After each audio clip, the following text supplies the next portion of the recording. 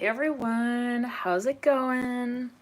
Hope you're all doing well here. It's so funny, it's actually the new moon. And I was so wrapped up in it that I kind of somewhat forgot that it is officially the new moon. And I just wanted to get on and like quickly chat a little bit about this particular moon cycle. Because I feel it's so interesting and actually kind of powerful for a few reasons. So let me just get the charger here, and then we'll kind of sit down and talk about this a little bit, and sort of see also what may be going on. Okay, so sideways. Hello, markers. How are you doing, markers? How are you all doing? Love and light to you all here. Okay. Yes. Nice little shot of the espresso machine there. 1 second. Better than other things, right? You never know on the Alchemy New Lives. Or I've got a Pisces, Venus and the Pisces, by the way, Venus retrograde reading is coming up, is going to be posting soon. And that one is rather interesting. I will give you guys a heads up. A lot of assembly of furniture kind of in that reading as well. Somewhat on par with the Gemini Mercury retrograde assembly of furniture in readings. All right, so let's get into it here. And thank you all again for tuning in. Well, to say, in the Mercury retrograde Gemini readings, oh my goodness, you guys were there. Right, well, how many of you had seen those readings? Almost like, at least like one thing had broken, or like I need to resituate something in all of those readings, so kind of interesting. All right, so right now, we are kind of had this epiphany. We're in the new moon, and the new moon is in Taurus. Right, the moon cycle. The new moon is sort of like the lowest peak of energy flow. Hey everyone, and so and thank you all so much for tuning in. Wow, 22 people in the room, and it's 2 minutes and 2 seconds right there. Woo.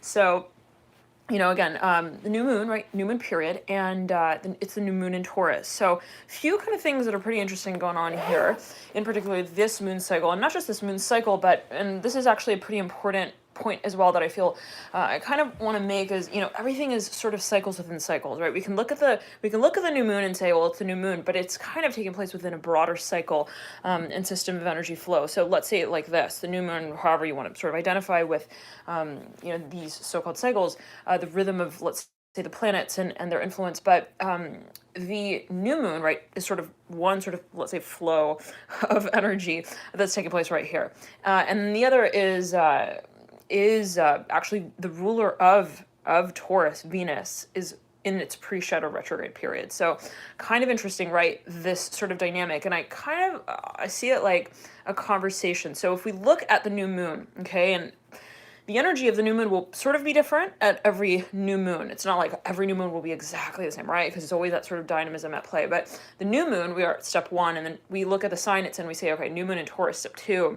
And then we can kind of say, well, furthermore, what is the ruler, let's say, of Taurus, Venus, kind of like involved in the conversation of as well. And then we can say, well, it's getting ready to go retrograde. It's in the pre-shadow period. Now, for those of you who are not too familiar with retrograde periods and stationing and all that, there is the official sort of in retrograde motion of, let's say, Mercury, whatever planet might go in retrograde form, whatever way. And then you've got the pre and the post-shadow period, not to be underestimated. Seriously, I've found sometimes that the pre-shadow or the post-shadow is even more illuminating than, let's say, officially when that planet goes retrograde. So technically, we've got the pre-shadow period. It's already begun. And Venus here in Gemini, actually. Thank you so much, Kara, for your donation. Love and light to you. Thank you for your dear support. And everyone here, thank you for tuning and connecting here. Wow, love and likes there as well. Thank you, guys, for tuning in.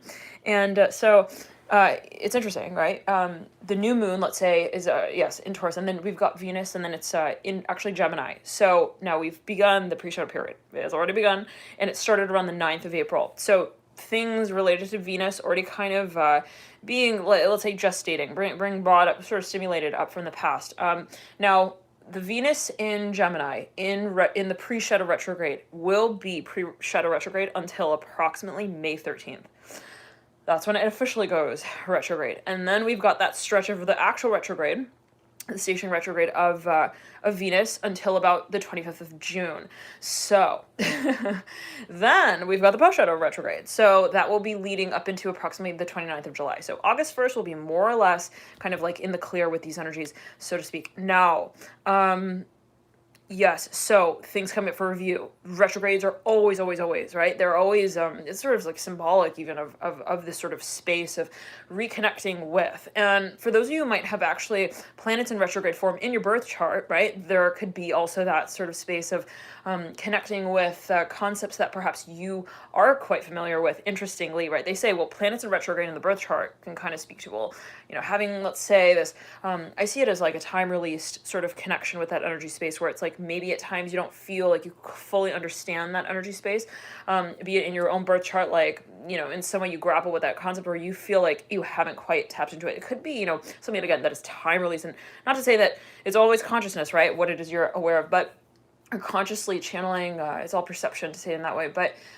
you know, planets are retrograde in the birth chart, they can say as well, they are somehow connected, perhaps depending on what belief you subscribe to, but can be connected to the concept of the past lives as well. So actually they say that people who've got a lot of planets retrograde in the birth chart can have a very strong connection, a very strong psychic also ability. There is this sort of transcendence of, even information I'm hearing in that way related to past lives, and would say, again, take it as you will, whatever you feel it speaks to for you. Now, so when we come into the space of the retrograde period, okay, we are connecting with, things are being brought up from the past, and I'm imagining it almost like a wave that, you know, kind of like is sort of circulating and bringing from the bottom of the ocean to the shore what has been also held in a stagnant sort of in stagnation. Now in a mode that is somewhat stagnant. Now I'm thinking that actually came through. Yes, that came through in one of the readings. It was, I was having this vision of a wave. I don't remember, and I remember kind of feeling like, well, I don't understand the exact, like, I don't know the exact concept. Let's say if something, let's say the wave is in motion, does it actually bring up from the bottom of the ocean in some circular fashion, you know, sediment sitting at the bottom of the ocean? So I'm seeing it in that way though, and so you might find that anything related to the concept of Venus, and specifically how it operates in your very personal birth chart might, you know, be coming up for review around this time. It's a personal time. I'm hearing in this way, interesting. Okay, well, right here, right now, we are at the new moon, right, period of Taurus, where that, again, the ruler of Venus is in retrograde, and it's also at the new moon stage. So really heavy emphasis, let's say, on internalizing. How is it, you know, questioning, how is it that we are understanding as well what it is that we set the intention for creating within this energy space? So setting the intention of what it is that you also want, what it is you desire. Venus can speak of that creative sort of ability, be it with others, be it with a certain, you know, creative potential on an independent level as well, right? Like Venus, yes, rules relationships, it rules love, but isn't that relationship first the one that you hold with yourself? So do always take it as you will, and isn't that space reflective? Just coming up for a viewer. So now it's really interesting. Let me quickly look at the comments here. So yeah, and again, always, again, take it as you will. But now, it's interesting. I really feel that there is a lot of batoning of energy over as well. And I feel that with the retrogrades, we just stepped out of Mercury retrograde and now we're like in Venus. So also what's interesting is Venus is exalted in Pisces. So it can speak to that very strong as well, sort of Piscean energy in a certain way. And so, you know, speaking of that Piscean energy, it's funny, my sister just literally just texted me. She has a Venus in Pisces. All right, Colin, Josh here. All right, and so, you know, there could be that sort of also that emphasis on that archetype in some way, as you might find it. Venus is, again, we say yes, so exalted in Pisces, but now, what I was saying that there, it's interesting because we just moved out of the major Pisces, heavy Pisces season, right? We had the sun in Pisces, and we had, as well, Mercury in Pisces, and we had Mercury in Pisces in retrograde, and then it went into Aries, dipped into Aries, and went retrograde again, and then it went direct, and so now we're moving from the Aries, Mercury Aries, and a Taurus Mercury, and we're in Sun and Taurus now. So there's a bit of this batoning over. It's interesting. How many of you have felt that, where you're like, I feel like, I feel like I'm in one wave, but then before I totally finish that one wave, or finish that one cycle, then I kind of get like filtered through into this other conversation. If you can imagine it almost as if like people at a party, right? And imagine you're talking to one person in the room, and then it's like before you're like not quite done with that conversation, but then someone else sort of comes in, trombones into the conversation with you and as well, and then maybe sweeps you into another. So and you look back at that person, I'll be back. So, do you guys feel that is kind of what may be at play?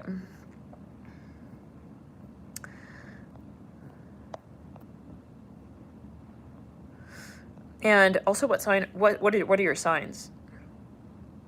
Oh, you're a sun sign Pisces? Yes. I'm also sun sign Pisces. My Mercury is in Pisces as well. Who said that? Autumn. Oh, and your Venus. Oh, wow. So...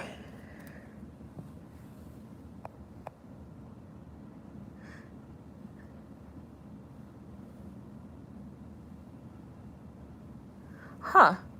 Hello, Asada. All right, cool. So, okay, Scorpio Sun, Cynthia, Virgo Pisces, Kurt, and Isa, you have a Taurus Moon. Huh. Interesting. So, yeah, it's very much... it's interesting because I was saying this, I was like, okay, we're almost as if we're still riding on that Piscean wave. That Neptunian energy, and... well, Venus in retrograde, right? Again, can kind of be, it has that sort of elusive character to it, where it's like, what exactly are we confronting here, right? It's like, you feel perhaps in certain ways you have a perception, or you feel like you're confronting something, you're realizing something, but that retrograde period is always kind of reflective as well. So, things can be brought up as well from the sort of, from the so-called, again, past. So, hello, Michael. Hello. So now here's another thing, right? And I'm getting this here with Go With The Flow. Hello, Tarot. Hey. Go With The Flow, Tarot mentions, my gifts are getting stronger, but it's just confusing. So this can, and I will also say that so many things at play, but we're moving through a lot of cycles, and they seem to be sort of batoning from one into the next, or one into another, almost concurrently. And then we've got that full moon in Libra that we just stepped out of, as we move then into this new moon in Taurus, and that was a super moon, right? So the full moon in Libra, very, very powerful. And so it's almost as if, right, to begin with, the full moon is like the highest peak of energy flow. Now, when it's a supermoon, all right, take it as you will, right? And Libra actually as well is ruled by Venus. Both Libra and Taurus ruled by Venus. So this Venus sort of related energy, really a big question around this time, and being brought up in many different ways. So, we might be at this point where we're reflecting on questioning, what does the role of Venus play in my world right here, right now? And specifically with the new moon, it's a point of reflection, of intensity, actually, of that introspection and honesty, really, is what the new moon period can really bring forward as a question. What is it? It's that point of where you're seeing something just for what it is. There's no sort of judgment around it. There's no filter around it. That's the new moon, the beauty of that time of the moon cycle, where it's just you and you. In the stillness, sometimes in the silence of, well, what is it also that I need in order to be able to see myself more clearly? What is sort of influencing this perception of what it is that I hold the sacred connection with as it relates to this world within me, actually. So it's a personal time, and, I was kind of getting back to that here somewhat on the tangent here. Then we move through, they ride through, but yes, it is a private time at the new moon. It's introspective. It can be, absolutely, and reflecting on, if something doesn't sit right, it will become clear. And, again, on a personal level. So, and the full moon can also be, the energy of that full moon, very potent, very powerful. You can feel that it bubbles over, even like on either end of the actual peak of let's say the actual point at which it culminates. Thank you, Markers, for that link for the extended readings. You guys, the Venus retrograde readings extended are already out. So I have the Venus retrograde readings, got to post all of those still. That will cover the pre and the post shadow period, as well as the actual stationing retrograde of Venus. And then I move into the extended, which will cover into August, into September, and into October, as we are completely out of the clear of Venus retrograde. So if that's of interest for you, those links are I think Marcus just pinned it there, alchemy.com. Oh, okay, you mentioned, you shared the donation button. Thank you, dear Markers, as well. All of you, thank you all so much. And yes, so we were saying,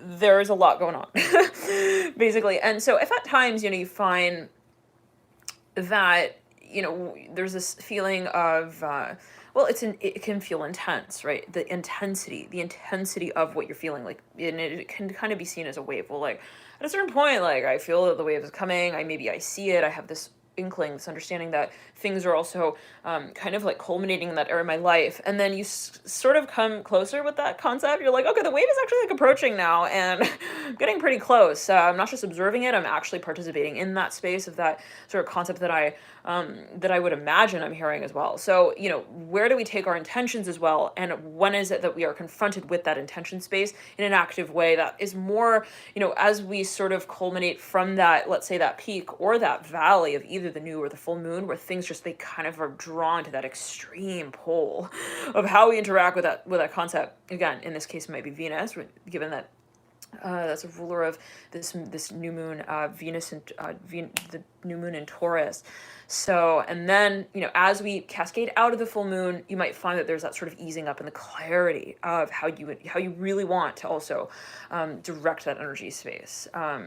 In the way that you see fit, right? That you feel flows with you. And then the new moon, similarly, when it starts to sort of grow out of that sort of that valley in the moon stage, then you might find that greater clarity and ease with which you seek to kind of address that energy. So, at times there could be a lot of questions. I'm hearing this as well, and I felt so guided to get on and kind of talk about the moon. So I don't really do this, like, just shooting out information, but I hope it's helpful. I felt guided to bring some sort of light to what might be kind of having, like, putting things into context. At the new moon, again, a lot of questions. You might be really introspecting, and if you feel like, wow, I feel like a lot of things are coming up, and I'm hearing specifically repressed emotion, like if things are being brought out, right? How is it that you're giving the space to kind of interact with those questions on a personal level? And it might be really helpful at times. And the new moon in Taurus, it's funny as well, because I was really reflecting on this. I started to realize, like, okay, this was definitely a theme at play for me. Those of you who've been watching the lives recently, it's like, I'm sure you could, I was wondering, did anyone tap into this? Like, it's the new moon in fucking Taurus, Venus in retrograde, okay. And she's like getting rid of all her stuff. She's throwing all this stuff away. She's really, she's reframing her perspective of how she interacts with things as well in general. So, with her environment, her physical, the 3D. Now, it's interesting because Venus rules, yes, partnerships, relationships, love, the senses, and interaction, right, on a social level, even intellectual. But at the same time, it is the ruler as well of the physical paradigm. So Venus rules both Taurus and Libra. Libra is air, Taurus is earth. You have that sort of interplay of what it is that we create and how it is that what we create also is stimulating conversation. Interesting. So, in other words, it's like an object is an object until one brings life to and light to what it means to them, right? Their perspective of it is when that conversation kind of is brought about in relation to what was created. So, in certain ways, it's like, to say it in this way, what is the meaning and the value, right, of things for you? What is the role that, let's say, a certain object plays in your world? And that has so been my process here for the past week, really. It's been, and even a little bit, with the full moon in Libra, again, putting that emphasis on Venus, but, again, always take it as you will. I'm just kind of coming through. So, and,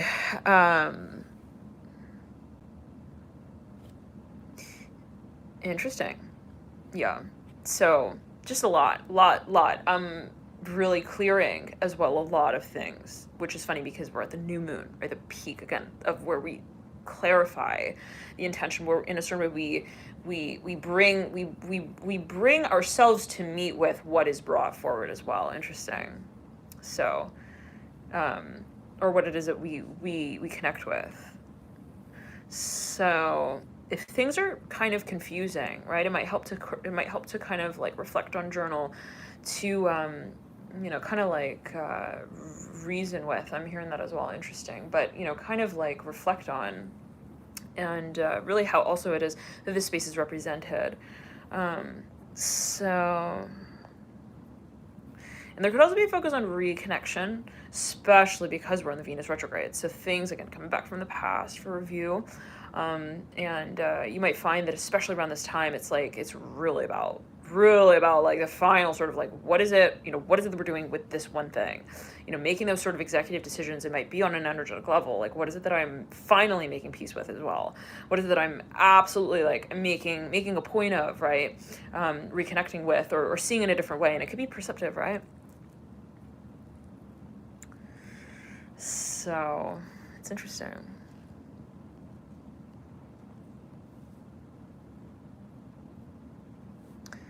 Yeah.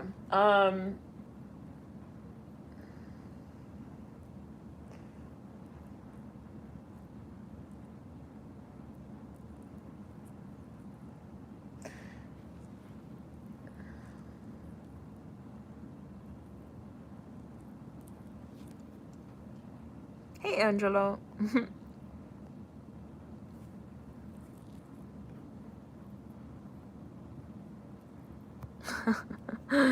Go with the blood tarot. Oh my goodness. Oh, Sarah. Oh yeah, everything coming up. Major review, major reflection.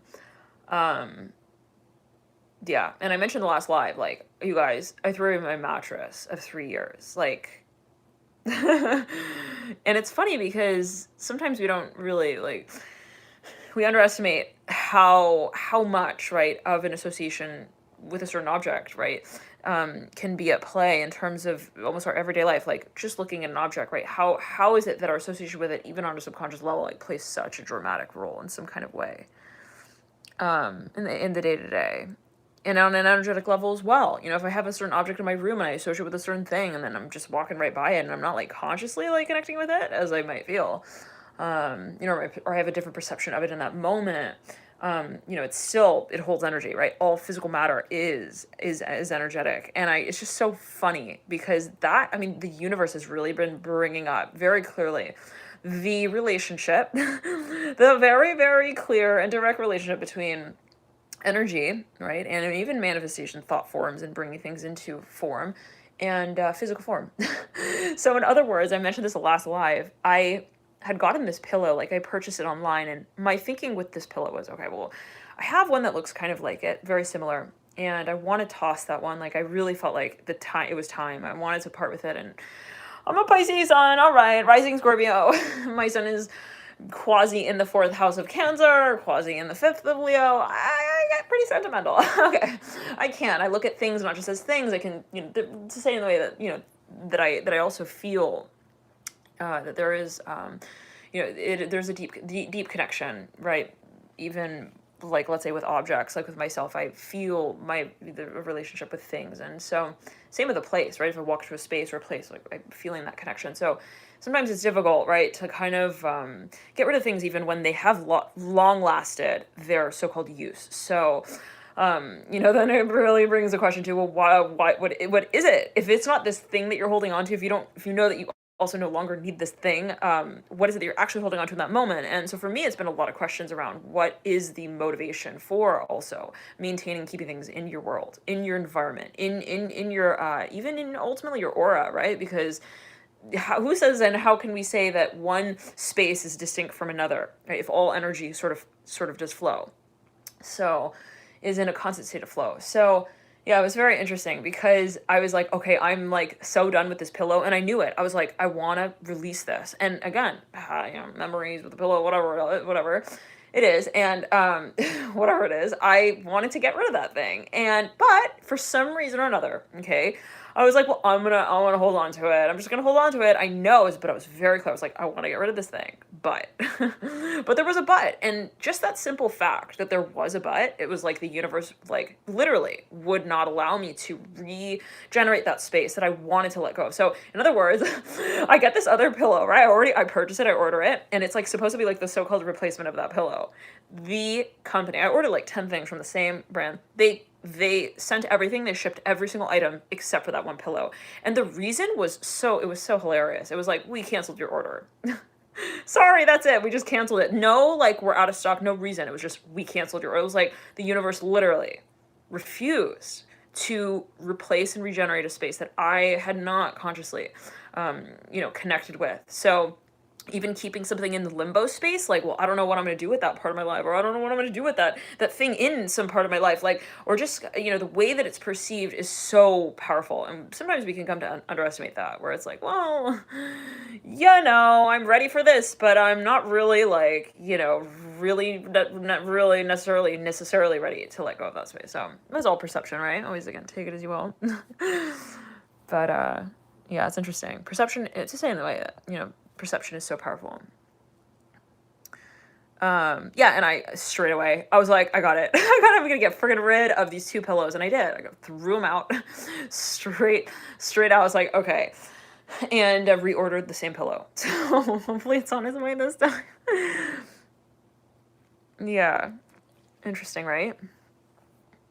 Yeah. So it's kind of, what it is that you are opening yourself up to, what you're orienting yourself in the direction of, and getting very, very much aware of what it is that is even operating on an energetic, spiritual, psychological level. What is it that's holding us in a state of not really totally orienting ourselves in this direction? Which is funny because, again, right, we can look at a pillow and say, on one level or another, physically, it's just it's just in my physical space, just in my room, it's just sitting right there. But there's so much more, again, that can be sort of reflected there.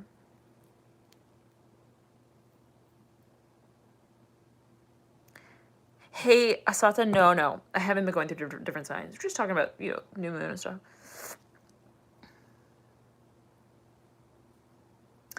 So, yeah, and when I got rid of, some stuff, I realized, well, when I threw that stuff out, I literally was like, okay, I'm not getting rid of, like, this thing. I'm not getting rid of this, whatever this is. I'm getting rid of the emotion that, for whatever that was for me in that moment in time, like, that's what I'm making peace with. That's what I'm, kind of also reflecting on. So, and is it resistant sometimes, right? Sometimes it's not any definitive sort of emotion even. It's like, what is the resistance? Like, I remember I would just look at certain things in my room, I'm like, I just don't even want to address it. And so those things, right, sometimes when we finally decide what to sort of quote unquote do with them, and be them, personifications, aspects of our own being, our own psyche even, kind of is stimulated at that point.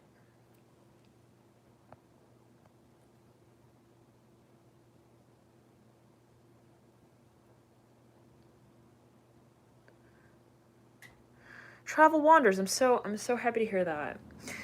Well, these are just things I've been sort of reflecting on, and yeah. Of course, we can also say, Taurus. Here we got the new moon in Taurus. Focus on organization, clarity, really clarity in terms of how also the physical paradigm it may be at play, and that will always depend on your personal birth chart, what might be at play in your personal birth chart, how Venus and Taurus naturally operate. So I'm actually Scorpio rising, so I've got Taurus on my descendant, which is, they say, the shadow side of the personality. That's what some astrologers come to sort of depict of the descendant and the domain it rules over. So, where the ascendant is the sort of physical, outright sort of aspect of our personality, the descendant can kind of speak of what may not be brought out also so clearly. So, things being brought up as well from the subconscious.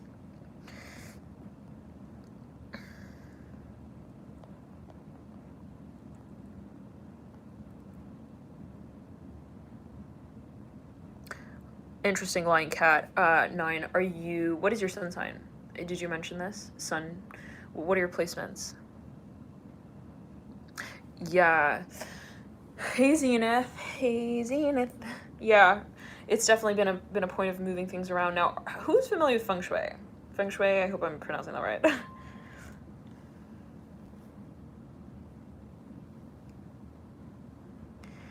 So supposedly, right, moving things around, they say, well, that there will never be like a right way, right? That things are, so let's say there are certain so-called, whatever it is, sort of guides that are followed. I'm not saying, that feng shui is in absolute, but, they say as well, the constant motion of energy should also be acknowledged. So in other words, it's like we have to look at also the universe and how that is constantly in motion. So you might find sometimes, well, this feels right here, right now, but then maybe, in 2 years it might not, or in 2 days. So that was interesting. I was reading up on that. And they were actually talking about numerology being related and like calculating the number of the year, something like that. So, which is interesting, but you can get all into it. Anyhow, just kind of things reflecting on. So on and so forth. Interesting. Yeah. So, yeah, but you never know, right? And always take it as you will. And, let's see. I just been cleaning,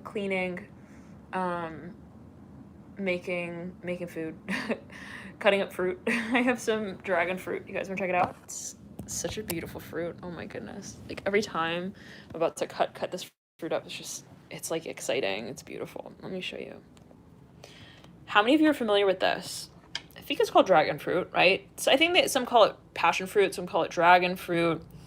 And so that has been a theme for me the past few days. Having quite a bit of that. And some strawberries. So the lockdown has been kind of interesting, and I mentioned this as well. The past few lives, it's getting pretty intense here.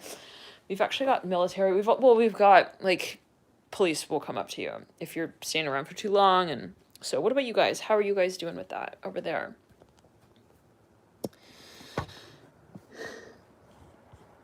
And how are you also, staying active? Because that's been as well a big thing for me. I'm just like really important for me. And so been kind of, and the new moon also, that lowest peak of energy flow. So it's kind of like, staying active, pretty important. I'm in DC. Are they reopening your state? Really, Autumn? Oh, wow. Is that right? Hey, Intuitive Dreams. Hello, everyone.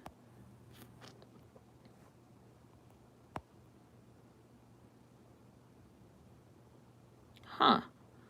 Andrew, hey, you're exploring the woods. Yeah, Neva, I understand. I feel you. The gym has been like, yeah. So I'm trying to do the best. Oh, really, Autumn? In phases, starting Sunday. So, yeah, I got a lot of family in Los Angeles. They're like, we don't see any police. So I don't know, maybe it's a DC thing. I don't know, I'm not sure, but something with this area. Good morning, Koya. So, but yeah, so hopefully I'm gonna have this Pisces reading and the rest of the Venus retrograde up soon. Here, I may do a new moon in Taurus reading in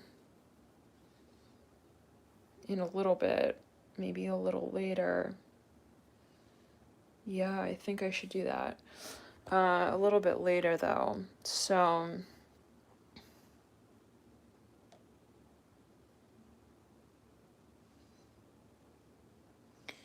and let me see, this Pisces, the Wi-Fi has been pretty, all right, we got like 20 minutes on the Pisces reading, so I'll hopefully have that up, but we'll see whenever time allows.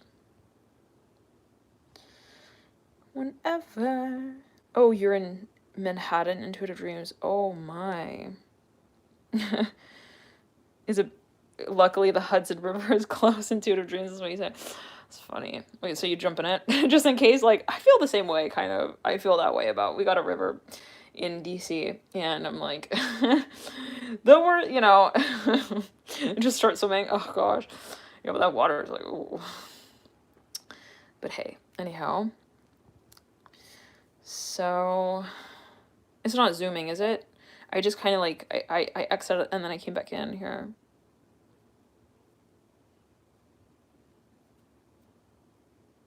Right, wow. Are you in DC, Koya? Huh. So, yeah, it's interesting. And Ryden PDX is in rural Virginia. Uh-huh.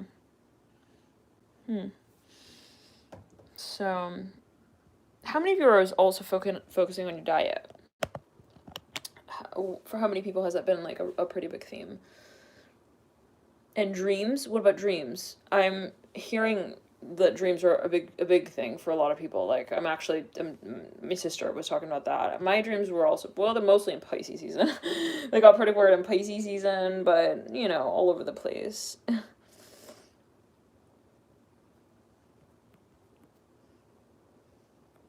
Is it markers? Okay. Yes. Do you have T's, markers, like lots of T's?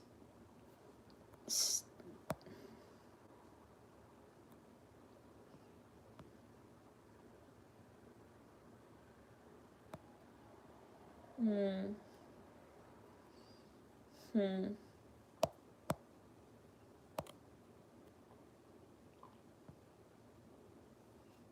So, huh?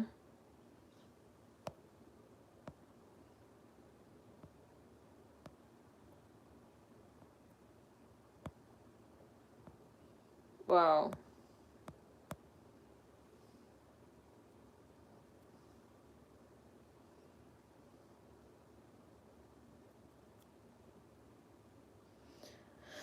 So, Georgia's going off of lockdown. Interesting. Yeah. Well,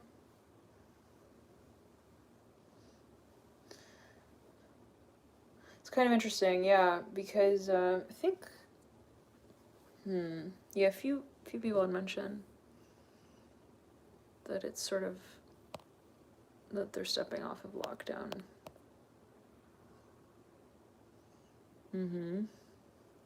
Yes, Christina. Hey, Christina.